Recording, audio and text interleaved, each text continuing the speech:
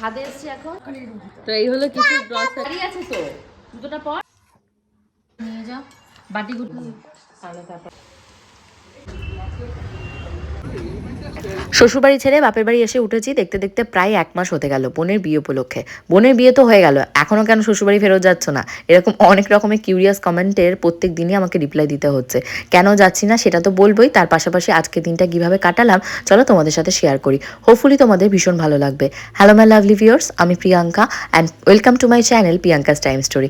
আর যারা পেজ থেকে দেখছো অবশ্যই কিন্তু ফলো করতে ভুলো না। এখন সকালবেলা বাসি বিছানা তুলছি, আর এই যে দেখতে পাচ্ছ কম্বল টম্বল, এগুলোর ভেতর থেকে পিঙ্ক কালারের যে কম্বলটা সেটাকে আমি শিবানীদিদের দিয়ে পরিষ্কার করেছিলাম, বাকি একটাও ধোয়া নেই। আর তোমাদের ভেতর থেকে আমার একজন অনেক প্রিয় ভিউয়ার্স, আমার অনেক ওল্ড ভিউয়ার্স আমাকে কমেন্ট করে বলেছো যে পূজার ব্লগে নাকি আমাকে সবাই নেগেটিভ কমেন্ট করছে, আমি নাকি হিংসুটে, আমি নাকি পূজাকে নিচের ঘরে শুতে দিইনি, ওদেরকে উপরের ঘর পাঠিয়েছি। অ্যাকচুয়ালি কী বলো তো, আমি তো তোমাদের সাথে সব রকমভাবেই খোলামেলা আলাপ আলোচনা করি, যে যেমন তারটা মুখের উপর যেমন বলতে পারি। কেউ আমাকে যদি কোনো খারাপ কথা বলে, আমার খারাপ জিনিস ধরিয়ে দেয়, সেটাকে নেওয়ার মতনও ক্যাপাসিটি আমার ভেতরে রয়েছে। প্রথমত পূজারা এসে কোন ঘরে থাকবে সেটা তো ওরা আগে থেকে বলে আসেনি, আমরা ওদেরকে যে ঘরে থাকতে দেবো ওরা সেই ঘরেই থাকবে। আমার বিয়ের সময় সেটাই হয়েছিল, আমাকে এবং গোপুচন্দ্রকে আমি এবং পূজা যে ঘরটা শেয়ার করে থাকতাম সেই ঘরেই থাকতে দিয়েছিল। তার জন্যই আমি পূজাকে ওই ঘরটা ছেড়ে দিয়েছিলাম, প্লাস ওপরে যে ঘরটা ওরা শুটিং করে সেই ঘরটাও গুছিয়ে রেখেছিলাম। ওরা এসে যেখানে থাকতে চাইবে সেখানেই থাকতে দেবো। অবশ্যই ওদের নতুন জীবন, নতুন সংসার, ওদের একটা প্রায়োরিটি থাকে না। তো ওরা কি হয়েছে, ফার্স্টেই যখন ঢুকলে আমি বলেছি তোরা এই ঘরে থাকবি তো, তো পূজা বলেছে হ্যাঁ থাকবো। সেই হিসাবেই আমরা সামনের যে ঘরটা রয়েছে আমাদের, মানে আমরা যে ফ্লোরটাতে থাকি সেকেন্ড ফ্লোরে, সেই সামনের ঘরে আমি প্রিয়া আমার মেয়ে মিলে শুতে চলে গেছি, কম্বল টম্বল সব গুছিয়ে নিই বালিশ টালিশ নিয়ে। তারপরে ওরা লাস্ট মোমেন্টে বলছে ওরা ওই ঘরে থাকবে না, ওরা ওপরের ঘরে থাকবে। তো আমি তো ঘর ছেড়ে চলে এসেছি, যেটা আমার কর্তব্য, যেটা আমার মনে হয়েছে করা উচিত আমি সেটা করেছি। ঘর ছাড়াই ছিল, ওরা ওই ঘরে শোয়নি, ওটা ওদের চয়েস, ওরা ওপরের ঘরে শুয়েছে, এটাই হলো ফ্যাক্ট। যা কারো যদি কোনো মানে হয় না মিসআন্ডারস্ট্যান্ডিং হয় সেটা তাহলে আমার ব্লগ দেখে ক্লিয়ার করে নাও। ওরা ওদের ব্লগে কি বলেছে সেটা ওদের পয়েন্ট অফ ভিউ বলেছে, আমি আমার ব্লগে যেটা বলবো সেটা আমার পয়েন্ট অফ ভিউ বলবো। সবার মেন্টালিটি তো সমান হয় না, সবার সাথে সবার মেন্টালিটি মতামত মিলবে এটাও পসিবল নয়। ঠিক সেরকমই আজকে কিন্তু দোকানে কর্মচারী আসেনি, তার জন্য সকালবেলা বাবা আমায় বলেছে দোকানে চলে যেতে। আমি বাবাকে বলেছি মেয়েকে না খাই আমি কি করে যাব, তাই তাড়াহুড়ো করে মেয়ের জন্য সুজি বানাচ্ছি। গোল্ডের ব্রাশ টাশ করা কমপ্লিট হয়ে গেছে, ওকে এখন একবারে স্নান করে দেবো। দোকানে বলছে কেউ আসেনি, এবার আমাকে বলেছে এক্ষুনি দোকানে যেতে, তা আমি এখন কি করে যাব? আগে থেকে তো আমি জানি না যে কে এসছে কে আসেনি। তো তারপর বললাম আমি তাহলে মেয়েকে খাইয়ে তারপর রেডি হয়ে আসছে, আমিও সকাল থেকে কিছু খাইনি, এই তো ঘুম থেকে কোনো ক্রমে মেয়েকে সুজি খাইয়ে নিজে নাকে মুখে 1 গ্লাস জল খেয়ে এখন যাচ্ছি ছাদে। শিবানীদিরা এসছে, মানে প্রচুর থালা বাসন রয়েছে, বড় বড় থালা বাসন, কালকে যেহেতু অষ্টমঙ্গলা গেছে সেগুলো ওদেরকে দিয়ে কিছুটা ধোয়াবো আর কিছুটা নিজের জন্য রেখে দেবো, নিজে মাজবো। আর হলো যেটা সেটা হলো আমার কিছু জামা কাপড়, লিটিল গোল্ডের সুজি, এই সমস্ত জামা কাপড় যেগুলো সেগুলো পিয়াকে বলেছি ধুতে। তারপর যে ওইগুলোকে বলে না শাড়িগুলো পেতে আমরা বসেছিলাম, সেই শাড়িগুলো ধুলো ধুলো হয়ে গেছে, ওই সমস্ত ওদেরকে একটু দেখিয়ে বুঝিয়ে না দিলে তো হবে না। এখনও মা ঢোকেনি, যেহেতু কর্মচারী কেউ আসেনি, কিছু তো করার নেই। আর যেহেতু স্যাটারডে আজকে প্রচুর প্রেশার হবে, এত প্রেশার হবে পা দুটো নিয়ে আমি বসতে পারবো না। আর মা এসেও মাঝে মধ্যে বলে জানো তো, মার পায়ে এত ব্যথা করে এত ব্যথা করে। দোকানটা যেহেতু অনেকটাই বড়, এ প্রান্ত থেকে ও প্রান্তে ছুটে যাওয়া, মাল নামা, ওপর থেকে পারা, একটা প্রচুর হেডেক। মানে ওরকম একজন বয়স্ক মহিলা যে এত কিছু করে আমার মা মানে সত্যি ভাবার বাইরে। কাকু ডাকছে এবারে যা, জুতো দাদু দাঁড়িয়ে আছে তো, জুতোটা পর পিয়াদের কাছে ওকে রেখে দিয়ে যাবো, আমি দোকানে যাবো যেহেতু। চলে গেছে? না না দাঁড়া, দৌড়া দৌড়া, কাকু ডেকেছে দুবার, ওর পায়ের মোজা পড়ছে, দেরি হয়ে গেছে। ডাক আস্তে আস্তে, আস্তে আস্তে ডাক, জানা দিয়ে দেখ। ঝুমকাকির বর কাকু ডাকছে। কে রে? পেয়েছিস, দেখতে পেয়েছিস? চলে গেছে না আছে? বলে আছে আছে, খালিগা খালিগা বলে আছে আছে, বলে পেট কি আছে। আমাকে যারা হিংসুটে বলে আমার মানে প্রথম বক্তব্য তারা নিজেরা কি, আমি যে যেমন আমার তার সাথে সেরকম। কেউ আমার মায়ের পেটের বোনও নয়, কেউ আমার মায়ের পেটের ভাইও নয়। আমি পৃথিবীতে আমার বাবা মা ছাড়া আর ভগবানকে ছাড়া কাউকে চিনি না। তো তার জন্য আমাকে হয়তো একটু বাইরে থেকে দেখলে বা আমার কথাগুলো শুনলে তোমাদের হিংসুটে মনে হয়। আমি ওরকম মিষ্টি মিষ্টি কথা বলে দুষ্টু দুষ্টু কাজ করতে পছন্দ করি না। যেটা পছন্দ না সেটা মুখের উপর বলে দেবো পছন্দ না।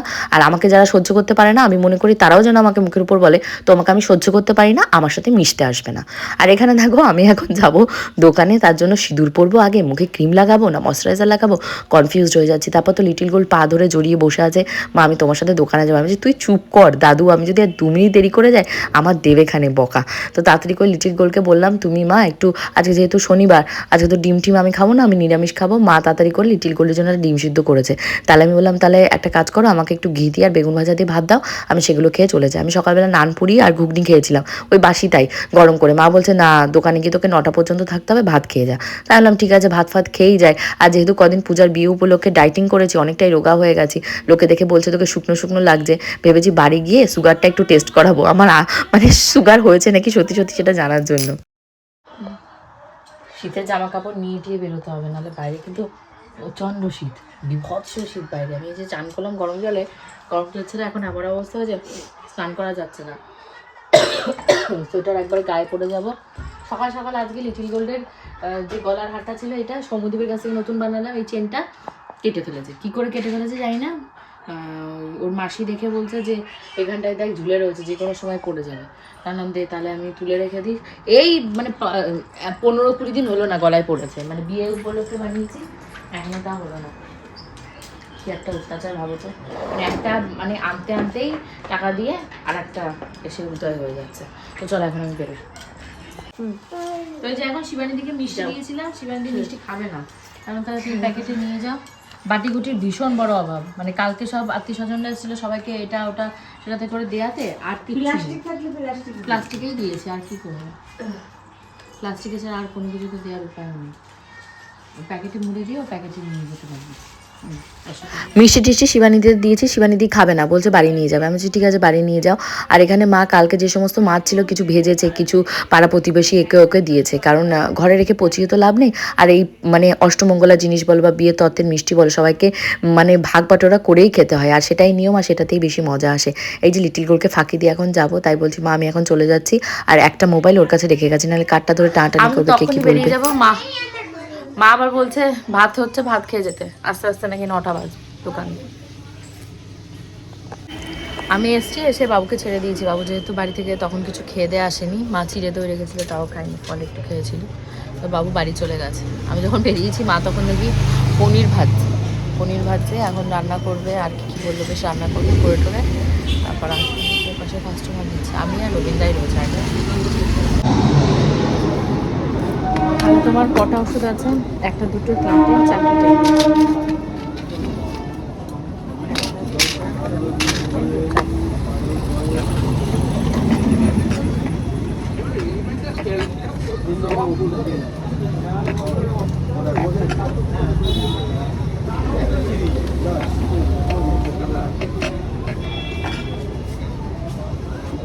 514 টাকা।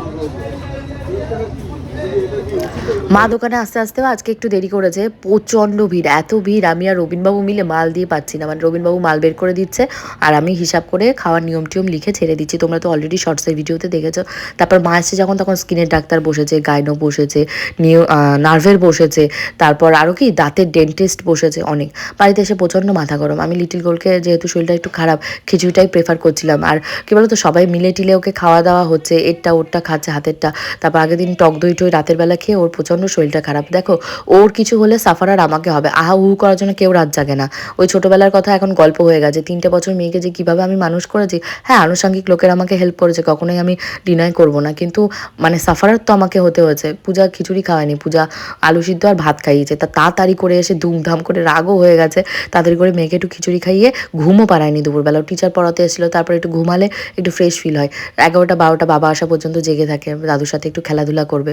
বাবাও তো অনেকটা আশা করে, মেয়েটাকে খুব ভালোবাসে, যেহেতু বাড়িতে এখন একটাই মেয়ে। পরবর্তীতে কার কি হবে না হবে সেটা তো আমার দেখার দরকার নেই, এখন আমার মেয়েকে সবাই ভালোবাসছে, আমি সেটাকে একসেপ্ট করে নিয়েছি। আর এখানে দোকানে বসে কিছু গ্রসারি আইটেম কিনেছিলাম, যেমন চাউমিন একটা কিনেছিলাম, ছিল না। তারপর একটা তেল না নিলে আমি ফ্রি ডেলিভারি পাচ্ছিলাম না, ফ্রি তেল মানে তেল নিয়েছি, ড্রাই কেক নিয়েছি, আর এই দুধটাকে মাত্র 1 টাকাতে পেয়েছি। আর ব্রেড নিয়েছি, বাবার রাতে ব্রেড খেতে লাগবে, ক্যাপসিকাম ছিল না, ক্যাপসিকাম। তারপর এই যে চকলেটগুলো, এই চকলেট কেকগুলো খুবই ভালো লাগে, ঝুনুকাকিকে তাই দেখাচ্ছি যে এইটা একটা দোকানে বসে জানো আমি খেয়ে নিয়েছি, আমার এত খেতে ইচ্ছে হয়েছে। আর লিটিল গোলকে এই যে দেখতে পাচ্ছ বাউলি যেগুলো ক্রোসেন্ট সেগুলো দিয়ে দিয়েছি, পপকর্ন নিয়েছি একটা, ওটাকে কী বলে সল্ট নিয়েছি, মারি বিস্কুট নিয়েছি, টোস্ট নিয়েছি, এই সমস্ত নিয়ে এখন ভাবছি একটু চাউমিন রান্না করব। মনটা অনেকদিন ধরেই চাউমিন চাউমিন খেতে ইচ্ছা হচ্ছে, কিন্তু দোকানের চাউমিন নয়। দোকানের চাউমিনে আজিনামোটোরটা দেয় না, ওটা আমার হেলথের জন্য বলে নয়, কারোরই খাওয়া উচিত না দোকানে আজিনামোটোর। তোমরা দোকানে চাউমিন টাউমিন খেতে গেলে বলে দেবে যে আজিনামোটোর, উইদাউট আজিনামোটোর দোকানদের যেন চাউমিনটা বানিয়ে দেয়। আর একটা বাটার সরি ব্রেড স্প্রেড নিয়েছি, মানে ওটাও মনে হয় কি চিজ না কি একটা ফ্যাটানো চিজ সেইটা।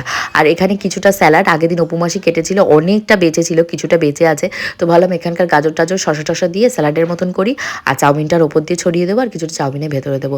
এখানে আমি ব্রকলি, ক্যাপসিকাম, বাঁধাকপি এগুলো সব কেটে নিয়েছি, আর কড়াইয়ে তেল দিয়ে দিয়েছি, চাউমিনটাও সিদ্ধ হয়ে গেছে। ওই যে তোমাদেরকে ভিডিও মানে শুরুতে বললাম শ্বশুরবাড়িতে কবে যাব, খুব তাড়াতাড়ি যাব, যেহেতু আমার শ্বশুর বাড়ি বলে একটা বস্তু আছে, সেখানে গিয়ে আমি লাস্ট 10 বছর প্রায় কাটিয়েছি, তো সেখানে তো আমায় ফিরতেই হবে, যাব 2-5 দিন থেকে চলে যাব। আর এখানে এই যে রাতে চাউমিন রেডি হয়ে গেছে, ঝুনু কাকির একটা, আমার একটা, পূজার একটা। এখনও মা দোকান থেকে আসেনি, মা আস্তে আস্তে প্রায় 10টা বেজে গেছে। আর তোমাদের গপুদা আজকে বললো যেহেতু প্রচুর ঠান্ডা আজকে আর আসবে না। এই ফুলকপিগুলো রামদা দিয়ে গেছে, কালকে এগুলো দিয়ে রান্না করবো, রেসিপিও শেয়ার করব। তার জন্য সবাইকে কালকে ব্লগ দেখার নেমন্তন্ন থাকলো। কালকে ঠিক দুপুর 2টোর সময় আরও ফাটাফাটি আরও মজাদার ব্লগ নিয়ে আসবো।